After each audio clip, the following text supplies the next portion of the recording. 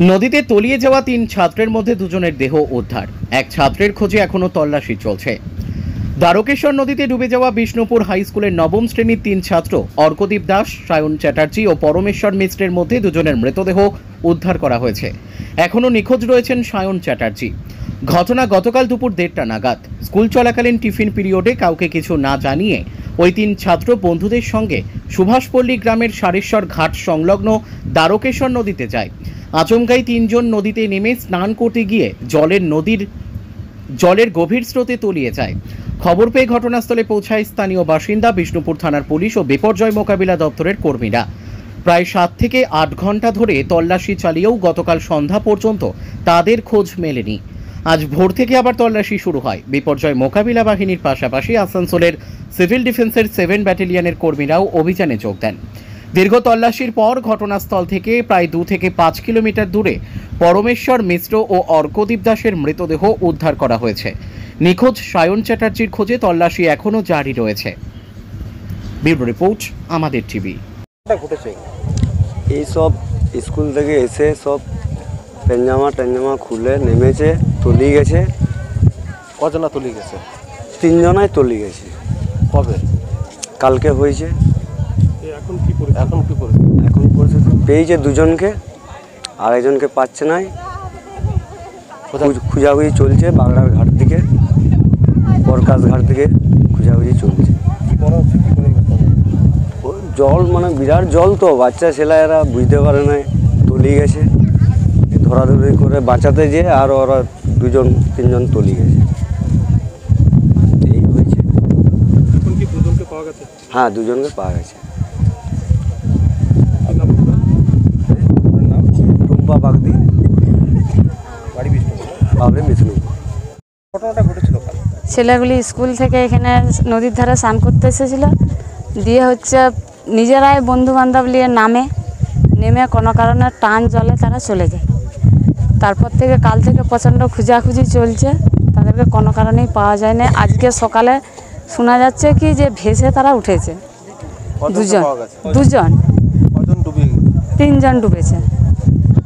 2 জনকে পাওয়া গেছে, আর একজনকে এখনো পর্যন্ত পাওয়া যায়নি। যে পাওয়া যায়নি তার খোঁজে তল্লাশি চলছে। হ্যাঁ, তার খোঁজাখুঁজি চলছে। কিভাবে তলিয়ে গেল কি মনে করছেন? নদীর তো জল অনেক, টান তো প্রচণ্ড, সেই কারণে হয়তো কোনো কারণে সাঁতার না জানার জন্য ডুবে গেছে। হ্যাঁ, আমরা এখানেই পাশাপাশি বাসিন্দা। আমার নাম সরস্বতী বাগদি। আপনি নিজে উদ্ধার কাজে গিয়েছিলেন? আপনারা তো জানেন যে কালকে আমাদের দুপুর নাগাদ 3টে ছেলে এখানে মিসিং হয়ে যায়। তো কাল দুপুর থেকে আমাদের QRT team, sub divisional QRT team এর খোঁজাখুঁজি চেষ্টা করেছিল, কিন্তু কালকের দিনে আমরা পাইনি। আজ ভোরে আমরা খবর পেলাম যে বডিগুলো দেখা মিলেছে। সেই অনুযায়ী আমাদের সকাল থেকে আমাদের রেস্কিউতে নেমে পড়ে সব কিউআরটি টিম। এখনো পর্যন্ত আমরা 3 জনের মধ্যে 2 জনকে উদ্ধার করতে পেরেছি। আচ্ছা, একজন ছিল পরমেশ্বর মিশ্র, আর একজন হচ্ছে যে আমাদের অর্কদীপ দাস। এই 2 জন। কিন্তু এখনো সায়ন চ্যাটার্জি বলে যিনি আছেন, ওনাকে এখনো খোঁজাখুঁজি চলছে। আশা করছি খুব তাড়াতাড়ি ওনাকেও পাওয়া যাবে। আপনাকেও দেখা গেল যে স্পিড বোটে তল্লাশি করছে। না, ওটা তো আমাদের একটা দায়িত্বই, আমাদের করতেই হবে। আমি আইসি সাহেব সকাল থেকে 2 জন মিলে একদম কাজ করছি একসাথে 2 জনে মিলে।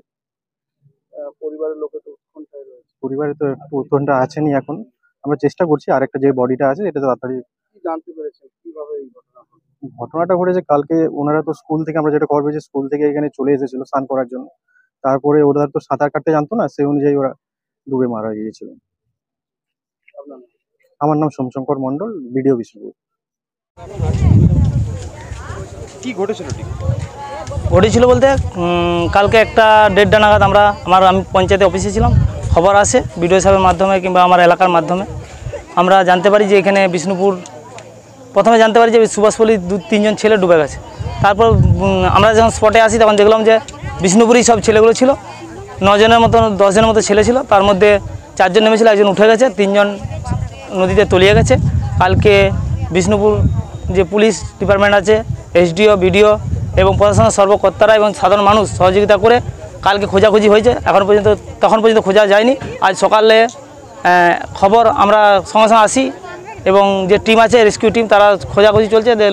পাবলিকের মাধ্যমে এবং রেস্কিউ টিমের মাধ্যমে আমরা দমদমা ফেরিঘাটের ওখানে একটা মাথা দেখতে পাওয়া যায়, সেখানে আমিও পৌঁছাইছিলাম। দেখলাম যে স্যারদের বললাম যে এখানে রেস্কিউ টিম গেল, যে তুললো, আর একটা শান্তিপুরে এখানে পেয়েছে।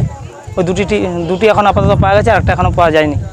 তল্লাশি চলছে, প্রশাসনের টিম বিডিও সাহেব থেকে শুরু করে আইসি সাহেব থেকে শুরু করে প্রশাসনের সর্বকর্তারা নিজেরা ফিল্ডে নেমে গেছে।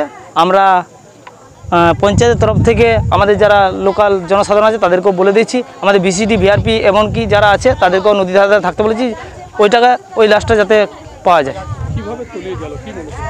কীভাবে শহরের ছেলেরা সচরাচর গ্রামের ছেলেদের সঙ্গে তুলনা করলে হবে না। তো শহরের ছেলেরা নদীর গতিবিধি বুঝতে পারে না, গ্রামের ছেলেরা এখানে থাকে যারা বরাবর এখানে তারা আবহাওয়ার সঙ্গে খাপ খাইয়ে নেই,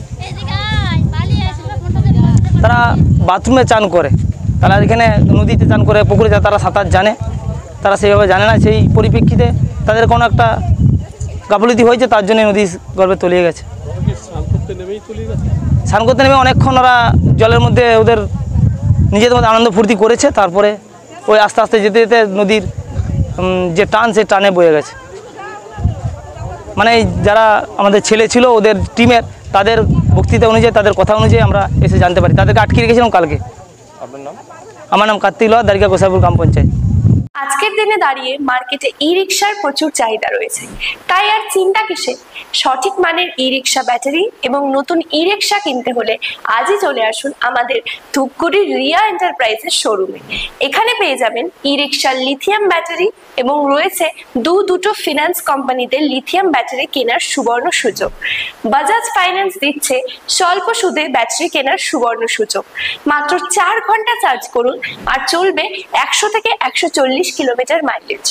আপনার লাইনের বিল সাশ্রয় হবে। এছাড়াও এখানে স্পেয়ার পার্টস এবং ব্যাটারি পেয়ে যাবেন একদম সুলভ মূল্যে। এগুলো সব পাবেন আপনার সুপরিচিত ডিলার রিয়া এন্টারপ্রাইজ ধূপগুড়িতে। তাই সহজ কিস্তির মাধ্যমে আপনারা আজই নিয়ে যান ব্যাটারি এবং ই রিক্সা। তাই বন্ধুরা, আর দেরি কিসের?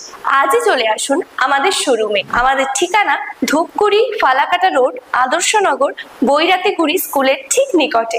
বিশদে জানতে স্ক্রিনে দেওয়া নম্বরে কল করুন। ধন্যবাদ।